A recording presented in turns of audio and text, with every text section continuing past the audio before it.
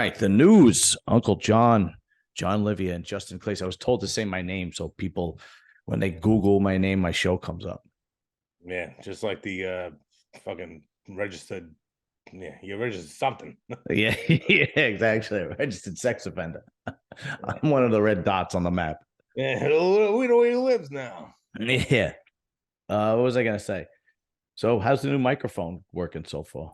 I think it's all right. How's it sound? Sound okay? Yeah, it sounds pretty good actually. How much you spent on that thing? I think it was like, I don't know. I'm like scared to fucking Look. But the only thing is, it's a microphone. It's meant to be, up like Yes. this. Yeah, you got to buy the arm. The arm's like $70. Yeah, the arm. I got an arm. I got a hold of my arm. Yeah, because this one does it too. This one's got the thing too. So you can either hold it on his table or have it upside down. Yeah, and I never bought the arm. Plus, the thing is in your face. I don't fuck once. It's ridiculous. I don't want some fucking robotic arm in my fucking mouth. It's ridiculous. But I got this thing. How's it sound? How does it sound with the things in your ears? You sound like Sinatra, actually. Volare. Oh, no, yeah. All right, let's jump into the first news article. Nashville hotel manager charged with sucking on sleeping guests' toes. The night manager at the Nashville Hilton has been arrested after a guest reported that he woke up in the middle of the night to find him sucking on his toes. I instantly jumped up and was screaming, went into a sort of fact-finding mode. Who are you? Why are you in my room? What are you doing here? Peter Brennan told News Channel 5, I'm having problems sleeping, frankly. I'm going through some PTSD, talking to a therapist. The manager, David Neal, 52, told cops he let himself into the room because he smelled smoke. But investigators didn't buy it. Neal is charged with aggravated battery and assault and was jailed in lieu of a $27,000 bond. Hey, come on, you've never been there before. I smell smoke, so I might as well suck in this guy's cock. His toes. Well, that wasn't that bad. That's actually pretty. When was the last time you had a foot rub? I don't know if I would. I don't think I've never had a foot rub. Yeah, I don't think I would stop him. Number two, I don't. Dude, if I woke up, if I'm on vacation, it's me and my wife, went hanging out down in Disney or whatever the fuck it is, and some guy was sucking on my toes. Yeah, there'd be I don't know. It'd be be pretty disturbing. Yeah, it'd be pretty disturbing. I mean, even though it's all right, it's your toes. You know he doesn't want it to be your toes. Hey, listen. He's hoping that you wake up and go, why are you sucking on my toes when you could be sucking on? And you just pull it out. Yeah. If it was a female, that's different story. Yeah, but I mean, men take the cake when it comes to perversions and fetishes. It's not even close. It's not even fucking close. I don't know. Yeah, they take you never hear of a girl like who's the manager of a hotel and she was sucking my toes. Yeah, and or like makes a hole into the men's bathroom looking at. It's always guys. Yeah, it's always guys. Always. Oh, yeah, well, guys are perverted. Yeah, no, disgusting. But the same. Oh my god! If it was a guy, if I was on vacation, if I was on a business trip, and I woke up, I'm like, oh, what the fuck is that? It's a guy sucking. It's the fucking homo down at the fucking the desk sucking my toes. Yeah, I would make him suck my dick after that. Yeah, I don't. I'll be honest with you. I probably would act fucking. Yeah, you shut the fuck up. You'd be scared to death. I would, and then I would probably be so scared that I'd probably act in like blind rage. Do you know what I mean? I don't know. Like I probably did you see the guy?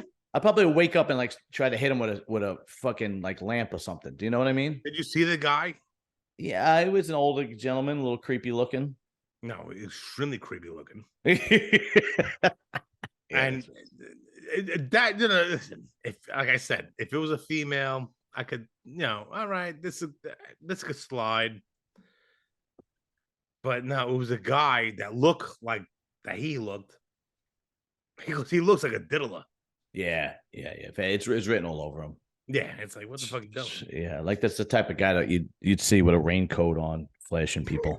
Yeah. Yeah. How come that doesn't happen anymore? That's like such a 1980s thing. No, they ditched the raincoat. Yeah. Yeah, they're just trans now. They just go. Yeah. Well, I'm a woman. Yeah. So Be now my everybody's. 5 o'clock shadow. Yeah. Oh shit. Yeah, you might be right about that. You definitely might be right about that. It's fucking sad. Oh God. All right, let's see I the feel next. like I'm so close to the screen right now. Do you really? Yeah, actually, it's know. actually pretty good.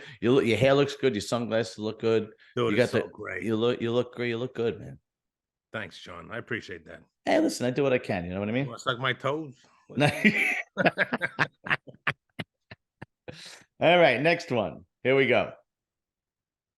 America the single. Americans are increasingly foregoing. What happened here? Go away. Foregoing or delaying marriage. A dramatic shift from social norms a generation ago. Over the last 50 years, the marriage rate in the U.S. has dropped nearly 60%. Wow. Dude, that's a lot. In 1976, 74% of seniors said they expected to get married. And in 2020, 71% said so. What the fuck does that mean? According to, I don't know what the hell that means. It doesn't make any sense. Marriage is becoming the last step to adulthood and its optional steps. People are more likely to want to finish their education, find a job, and pay off debt before getting hitched. Now, here's the problem with that. Here we go. The number of women entering the first marriage between the age of 40 and 59 has jumped 75% since 1990. What, lesbians? Yeah, who the fuck wants an old woman though? Who wants an old wife? I don't want a wife between 40 and 59. I mean, if I grow old with her, that's one thing, right? Some 25-year-old say, "Oh, you know what I want? See, the problem is though, if women keep delaying, marriage, then well, that's feminism. Feminism does yeah, that to woman. right. I agree, And 100%. they're like, oh, what are you gonna do? Fucking, don't you hate men? You hate men, right? Yeah, And it's like, you know what? You're fucking you're ruining your everything. You're ruining your life. you're ruining society as a whole. Society needs family to run and run correct. Like, so if you're gonna push your age and go get an education and your career first, and you don't want to have children till you're over 30, how many kids you think you're gonna have? One, two? Now you got to find a guy, right? Who's probably 25 years old who wants to bang a fucking a guilt. Yeah. You want to find a guy, right? You got to find a guy. You got to get married, and then you want to have kids. Otherwise, you just spit kids out of wedlock. No, which is not a good idea to begin with, even though a lot of people are doing it. Well, And, when I met my fiance, I'm 40 years old now. mm-hmm. I met her, I was 39, I want to say. Yeah. And we hit it off. We, did our thing. And even she's 30, she's going to be 38 on Monday. Oh, so it's like, but even that, it's like, you know, at that age, you know what you want. Yeah, it's different. But like, look, when we were kids, or even the generation before us, your parents met in like high school or maybe in their 20s. They got married, they had children. Mother maybe had a part-time job, was a housewife, took care of the kids. Your father was the bread earner, and then the kids were old enough, and then you were established enough where you could help them get married and establish a life and a marriage as well, right? And then your last years of life, you enjoyed grandchildren as a couple, as a married couple. That's what my parents did. Yeah, exactly. So that's what my parents did too. And now, I mean, that it almost doesn't happen anymore. 40% of kids are born out of wedlock in this country now. 40%. That's a lot. That's a big fucking 40%. That's a high percent. Yeah. And then you got to count in the divorce rate, because then, you start off, married and you have kids, and then you get divorced. And the divorce rate is about 50%. So now you're moving that to single mother homes. So 40% of kids out of wedlock, single mother homes. You're talking most kids across the country probably don't have a traditional family structure. They don't. And you could see it falling apart around you. I mean, Well, But listen. I hate to bring it up, and I hate to get personal, but my sister has 3 kids, right. and her kids are not. We had my grandmother's birthday party. She was 88 or 87. Mhm. And my nephew, we went to a restaurant. My nephew, he needed pizza. I'm like, well, that's not the kind of fucking food they serve here. Right. My sister went out of her way to get a pizza because that's what he wanted. I'm like, well, fuck him. That That's doesn't make any not, sense. that's not, it doesn't work that way. That's Like, not how the world works. no, but that's what they do. My parents, when my dad was still alive, Mother's Day, Easter, Christmas Eve, like whatever they decided to cook, That's what you had. that was it. That was dinner. Yeah, right. No, my sister, they're gonna get him. Oh, we need to get pizza for Cody. I'm like, who the fuck is Cody? I was like, fuck him. I was like, we're not doing that. I was like, no, you get what you're served. That's not on the menu. No, but my sister, well, that he won't eat. I was like, then he don't eat. Right. Yeah. And that's just, and I tell my sister all the time, and she don't want to hear it. She's like, Yeah. nah, he wants to eat pizza. What about the husband? What about the father? My brother-in-law, He's he a don't want to bitch. hear my fucking sister's mouth. Yeah. So he's a I don't bitch. blame him. Yeah. But that's But so the kids don't have discipline. no, they don't. They want whatever they. It's just gonna get worse and worse and worse then. It is, and then yeah. It's just gonna get worse and worse. All right. Listen, I know, I get it. I see it too. But whatever. It's just getting worse and worse. I don't get it. I never understood that. Like, my sister-in-law did that. Like, she would make 3 different meals for my brother and the 2 kids. And it's like, well, wait, who does that? You make what you make, and if you don't eat it, that's it. I don't understand. Fuck yourself if you don't like it. Yeah, you go to bed with nothing then. I don't. That's how I grew up, and it was like if my father was Me making, too. my mother was making the maragout or the fucking the lasagna, whatever it Whatever. was, Yeah. the sausage and peppers. If we didn't eat that, we went to bed hungry. Yeah, that's it. And nobody this day and age, nobody cares. Yeah, it's pathetic. It really is fucking pathetic. It is. I tell my sister all the time. I love my sister. I love my nephew, but it's like Jesus Christ. Yeah. Like, what are you doing to these kids? Yeah. Whatever. They're not gonna anyway. All right. Let's go on to a funny topic because I like that. This one was really interesting to me. This one was really good. So apparently there's this TikToker. I believe she's in the UK. Yeah, she's in London. She decided that she was going to go do a good deed and go out and pay for somebody's groceries. TikToker Amelia Goldsmith, a London resident, had hoped to bring joy to someone's day by covering the cost of their groceries at a nearby store. Unfortunately, her good intentions went awry, and this act of kindness ended up leaving her in tears. Despite having reservations beforehand, Goldsmith preceded her with planned in the hopes of bringing some joy into someone's day. And then, let's see. In this video, which has more than 700,000 views, Goldsmith can be seen encountering difficulties in finding someone willing to accept her offer. In one instance, she approaches a customer at the checkout and offers to cover the cost of their groceries. And apparently they say, no, I really don't need it, replied the shopper. And then her response is to break down and cry hysterically. Hey, somebody need help. So what are you gonna do? I just don't understand why you would break down and cry when somebody doesn't. If somebody doesn't want to take your money, that's a good thing. I'll take your money.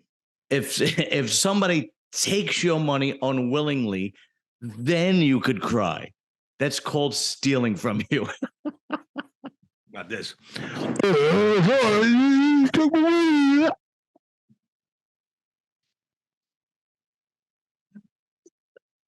I would really feel uncomfortable too, though. Like if somebody came up to me. Say, oh, thank God. Yeah, I'd feel weird because I'm like, there's an ulterior motive here. I got it. Especially a perfect stranger. Like, I go up to you and try to buy you groceries. When you be like, oh, what's the fucking catch? Exactly. Yeah. Plus, she's got the phone or the camera Yeah, that's another thing too. It's like, filming it. I'm not a Right? cop.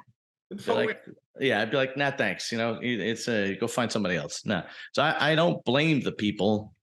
But then you cry. You know what I would do? I've had videos that came out like shit, and I just deleted them and I didn't put them up, and I would move on to the next one.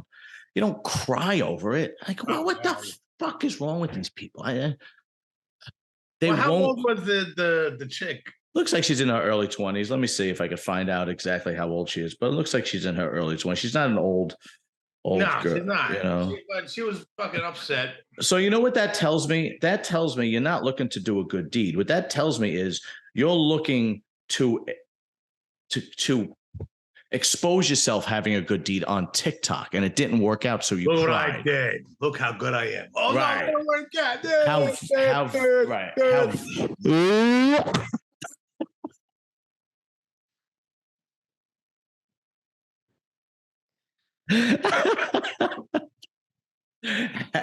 it's how virtuous I am. You know what I mean? Because if you really wanted a good old time, man. Because if you really wanted to be virtuous and do a good deed, you would just do it. You wouldn't have to put it on TikTok. You wouldn't have to put it on TikTok. You wouldn't have to scream to the world. You would just, Because I've done that before. I've paid for people's lunches or dinners or drinks. It's on me. Don't worry about it. Yeah, I walk away. I've done it a couple of times. So, like, I remember I was in McDonald's this one time, and these kids, they were like in middle school, junior high school, and they were counting like pennies and quarters. Yeah, and And I told the lady, cashier, I got it. It's on me. It's on me. I got it. Then another guy, I remember I was in 7-Eleven, and I knew the guy from the gas station that I go to, and he didn't have money for cigarettes, and he's asking the 7-Eleven clerk to, I'll pay you tomorrow. And I told the guy, I got it. Don't worry about it. Yeah, I've done that too. I've done that. Even at bars, I buy someone to drink. Oh, I do it all the time. I meet you. It's like, you know what? It's sometimes you got to do what you got to do. You got to help somebody out. Yeah. But to put it on fucking social media, that just says you're a selfish bitch and you want attention for it. You're not helping them out. You're just doing it to fucking look cool. Yeah, you just want views and clicks and likes. Yeah. And then and then when it doesn't happen, what do? You just cry for more attention. It's like, what is wrong with you? Like, you got But maybe we're the stupid ones. She got 700,000 views on her fucking thing, but really. I still maybe we watched them. Maybe we should start doing that. Yeah, start crunch, just breaking down in the middle of our fucking news report. Start smacking people that refuse our help. Hey, you want my help? No. Scumbag. She's on the floor laying. I thought you ever not take my help. Hey, don't you want my help? You want my help? I'm stomping him. You fucking bitch. You knock him out. I'm stomping him. Because I want. All because they don't want our help. You're a sick bastard. Oh man. All right. Here's a good one. Oh, here's one. Okay. Let's see. Dave Portnoy, Penn forced Barstool Sports to fire Ben Mintz for rapping racial slurs. So Dave Portnoy, if you don't know who he is Barstool Sports. It says Portnoy said that this decision was made by Barstool's parent company, Penn, despite protestations from himself, Barstool CEO Erica Nardini, and longtime talent Dan Katz, that Mintz rapping the song "First of the Month" by Bone Thugs and Harmony had made a honest mistake. So the guy was rapping a song on Barstool Sports. He's a white guy. Oh, he said N-word. He drops the N-word because it's in the song. And then Portnoy, the original owner of Barstool Sports, but now Penn apparently is the owner of Barstool. They own him. They refused. They told him to fire the guy. Yeah, right. And that why is the word in the song in the first place? Yeah, I just I mean, I don't care. Listen, if I'm saying a Wu-Tang, I will Wu-Tang that too. Yeah, that's right. I remember that. If I say the N-word in a Wu-Tang song, they wrote it. I didn't. I'm rapping the song. I'm singing the lyric. Now, don't get me wrong. The N word is the only word that I've taught myself to like kind of blank out. Right. I Yes. don't. I don't do it with the R word. For fard. I don't do it with the fard. You know. I I I don't do it with the grape word. I don't do the grape Down word. Smith's room. Yeah, no, I don't do it with the down trim trum. I don't do that. But the N word, I don't do the N word, right? I do it. It's a But fucking dude. It's a word. if Number I'm in one, the it's a car, word. yeah, Number go ahead. two, it's a word written in the lyrics of a rap song that they sell to everybody. Right. So it's So not like I'm not saying a word to be hateful. I'm saying a right. word because, hey, listen, you wrote it. I'm fucking singing it. Now think of Now Dave Portnoy pretty much is Barstool Sports. Okay. Well, he fucking sold out. So Right. He's sold out. What would have been the worst thing if he goes, you know what? No, I'm not no, firing him. He's owned by that. Right. But what would happen? I don't know legally what He would would happen. lose a lot of money. I'd just be like, listen, I'm not firing him. You want to fine him? You want to suspend him? But why? That's one Oh, thing. okay. Hold on. Here's the But thing. I'm not firing him. Why would you? It's okay to rap that song, Right. but so no one else. Dude, that's fucking insane. That's like me writing a song that says white trash and saying, "Oh, anybody who's fucking not white can't say white trash." Right. But What the fuck? the thing is though, It's a song. I get it, but I also am questioning Dave Portnoy's character. They forced you. Nobody could force you. Nobody put a gun to your head. No, dude. They no, they fucking. But like, what would I don't know the legalities, but what would happen if you go? They if you support go, him. If he goes, no, I'm not firing him. He's been with me since day one. I'm not firing him. What would happen to him? He would fucking get thrown under the bus. I'm not, but then, but they leave Dave Portnoy. He's the face of Barstool Sports. No, he's a Jew. So all right. He is. I don't know. I'm not lying. He's Jew. I don't know. To me, that questions the character. That would be like, okay, if me and you, this podcast blows up, right? Yeah. This podcast blows up, and somebody YouTube pays us a ton of money, right? And then you say something that they don't like, and they go, John, you got to get rid of Justin. I'm sorry. That would be would have been surprised.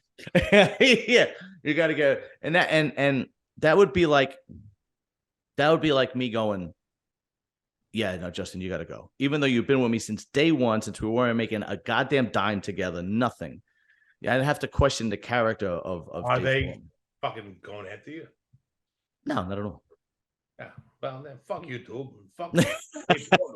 But I'm just making like an analogy. You know what I mean? Like, what would you know what I mean? Like that would be the same. Like, I don't think I would be able to do that. I wouldn't be able to go. Yeah, YouTube doesn't like what you said, so you got to go. I would probably just move the serious and silliness guy talk to another platform and suck it up. There you go. Yeah, John. Yeah, whoa, something got, bro. Yeah, yeah. We don't like Justin doing the dick sucking motion on the microphone. Okay. Ah, come on, it's so funny. So we got to get rid of it. Oh. At least give him a warning. Tell him. Heads up, at least give him a warning. Hey, don't do the dick sucking. YouTube don't like that shit. Yeah, they didn't even give this poor bastard a warning. Don't drop the N word again. Well, hold on. I'm just reading the fucking lyrics. Yeah, right. You can at least give him a warning. It's just boom, you're gone. I don't know. Whatever, bro. You know who I talk to a lot? Jay Soffo. Yeah. Oh, yeah. He's back at working with me now. What is this? Yeah, no, he's fucking. Well, is he a senior yet? Yeah, he's a senior. Yeah. All right. I talk to him all the time. Soffo's a good dude. Yeah, Soffo's fucking smart. He knows this shit. He's a stand-up dude. I'm like, oh, Jay, is this racist? Yeah, he's not like that. He's not. This next story is phenomenal because this girl is a fucking dime piece. This Oh, this God. girl is smoking hot. You hear me? I can How hear does you. this sound? I don't know how it sounds. You sound you well on the when you hear you sound like a little muffled. It sounds like this. Can you hear me like this? I can. Yes, I can. Yeah. Yeah. All right, go ahead. Okay. Utah. Jesus. Teacher Brianne Altice defends relationship with teenage student. Oh, don't even fucking go on. The former high school teacher admitted abusing three of her abusing. Three of them. Three Yeah, kids. yeah. Three Not fucking. abuse. She's having sex with three kids, with three boys. It's not abusive. How is that abusive? Yeah. You know what? Thank God I didn't raise. I didn't grow up in Arizona. But here's the thing. A teacher who was jailed after the admitted sexual contact with three of her students has reportedly defended her relationship with one of the victims, saying she helped him improve his grades. Hey, listen, what are you gonna do? That's all I gotta hear, man. You're innocent, lady. Hey, well, they improved their grades. All right, that's it. She was 36 years old, and there was two 16-year-olds and one. Oh, whoa, no, sorry. There was one 16-year-old, one 17-year-old, and 14 and a 14. Oh no, that's 14 felony charges. So two 16-year-olds and one 17-year-old. Yeah, I know, really. But this girl is a dime piece. Did you see what this girl looks like? I did. Holy shit! Even in her, or even that one where she's in her orange jumpsuit. Yeah, who would want to stick their dick in her? Not me, because I'm engaged. The thing, what this has to be. This happens far too often now. How? Right? Hold on. When I was in high school, my teachers were like in the fucking 70s. Yeah, dude, I had nuns. I went to a Catholic school. They were horrible. They were horrible. Nuns and priests. Well, suck my cock. Oh my God! Don't give me a gum job. But these girls, they just. You can't get any hotter. It's like fucking. It's like the Playboy fucking. There's got to be a general instinct for women to want to date guys that they could finesse, that they can manipulate, that they can. Yeah, you know what I want to do? I want a kid half my age. So he could follow me home like a puppy, because you know that's what happens, right? Kid, come here. You want some whiskers? Come here. Give me a smooch. Give me a smooch. And then the kid's she's 13 years old.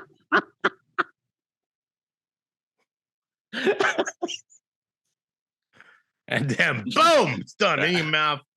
It's over. Then you gotta go back to the apartment complex living. Shit. Why can't some girl want to be able to finesse and manipulate me? Like, hey, some rich white woman. Yeah. Hey, I got a Rolls Royce. I live on 57th Street in the fucking man. Yeah. We suck your dick. Nah. Huh?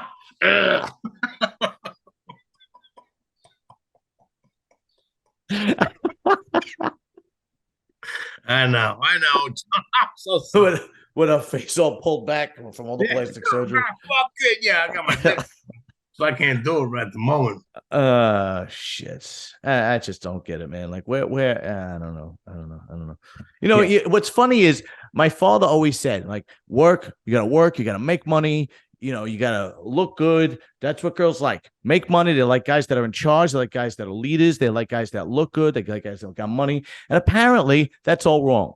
Apparently you have to be 17. Yeah, apparently you gotta be in high school. Yeah, just to have all that fucking worked out.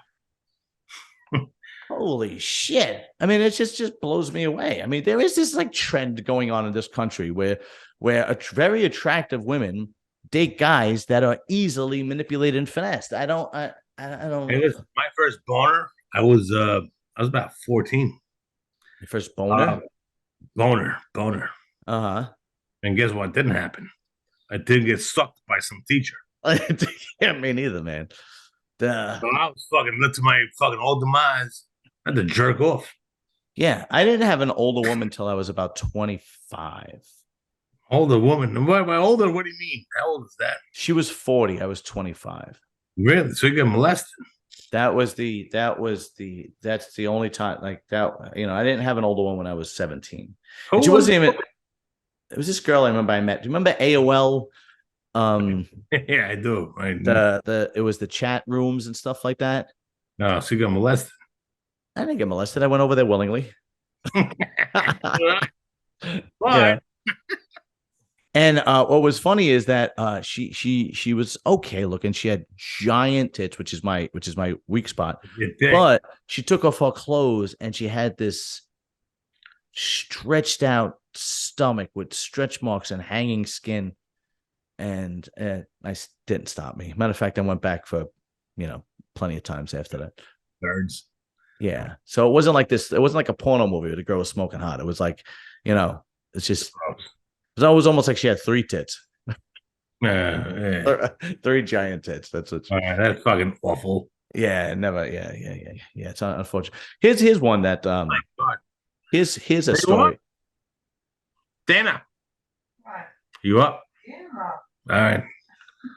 Here's a story you'll get a kick out of. Okay. I remember one time it was in my early 20s, right? Yeah. And I met this girl and she was old. She's maybe 10 years older than me. And I went back to her apartment. We went to eat, went back to her apartment, and she had a little bit of a deeper voice, but nothing, And we went back to her apartment and we were messing around and I was playing with her, vagine a little bit, right? Cock. And then she took like lubrication. She wasn't lubing her, like she didn't get wet. She took actual lubrication and put it on her vagine. And then I gave it the old fucking baboom. But then I was like freaked out a little bit after that because of the deep voice. And why aren't you? No, so you're fucking training. Like, I don't, I was going to say, it's so good to say. Yeah, you think so? I don't want to fucking. All right, next story. All right. Last one. All right, let's see. Actually, there's two more, but all right. The U.S. Navy invited an active duty drag queen to be a digital ambassador as part of a recent drive to attract more talented and diverse workforce and combat plunging recruitment. Do you think having a drag queen is going to invite people to join the Navy? Whose idea is that? Right, drag queens. How what makes you all seriousness right now? It's a because you and I and we have now this has to be this has to be spoken about. You cannot think for 1 second that having a drag queen is gonna fucking bump up your recruitment for the U.S. military. No, you can't think that. This is fucking sickening. How is that? I don't understand. I don't understand either. Dude, it's fucking Yemen second class Joshua Kelly, who identifies as non-binary, was appointed as the first of 5 Navy digital ambassadors in a pilot program that ran from October to March. Kelly, whose stage name is Harpy Daniels. Stage name? Jesus Christ. Do you know what China's doing right now? China's going like this. We could just take over. We literally walk in. We could walk right in. Yeah, we could just walk in. What are we gonna do? What's gonna happen? They're gonna just cry and write us a note. Trannies. It's a tranny army. Yeah. Hey, listen, don't offend me.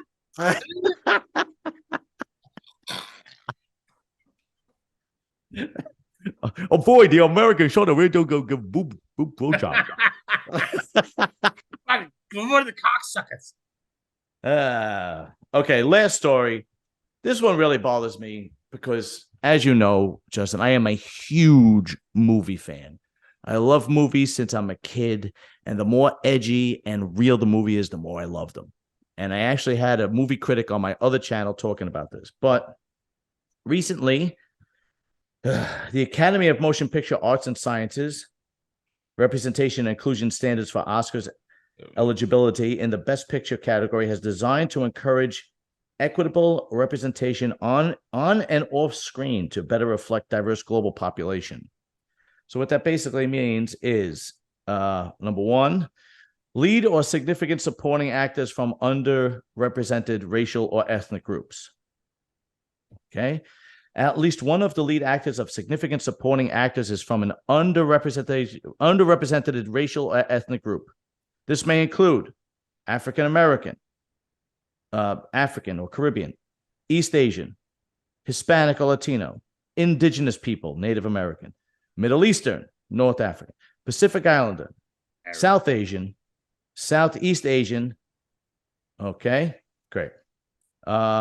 Then at least 30% of all actors in secondary and more minor roles have to come from two underrepresented groups: women, racial or ethnic group, LGBTQ, people with cognitive or physical disabilities who are deaf or hard of hearing. So Hollywood fucking full woke. Wow. But how can you tell a director who is making a movie that you have to put this one in that one, put this one in that category, put that one in that category? It's like telling an artist that's making a picture, like, no, you have to use these colors and you have to use this paintbrush. You know, it's an art form. But what if you're making a movie about, oh, I don't know, the Aryan nation in prison and they're all white? They're gonna be black. Yeah, like what if you're making a movie about I don't know, 1930s Chicago gangsters where they were Italian and Irish? Like what? Hey, Al Capone, he was a fucking Puerto Rican. Yeah, Al Capone was a Puerto Rican with a bad handicap. Apparently, he had a limp. What the fuck are you? Yeah, dude, I just don't get it. So one of two things are going to happen: either producers and directors are going to go, "Who gives a shit about the Academy?" and make your own movies, or they're going to go full woke, which I But I was believe. like Quentin Tarantino. He was like, what? Tarantino actually said, I actually clipped it. This is what he actually said about this whole situation. Hold on, I actually have it. Oh boy, give me 1 second, and I will bring it up because I posted it today on Instagram, and it actually says, quote, "It's a shame it's not the Hollywood I knew.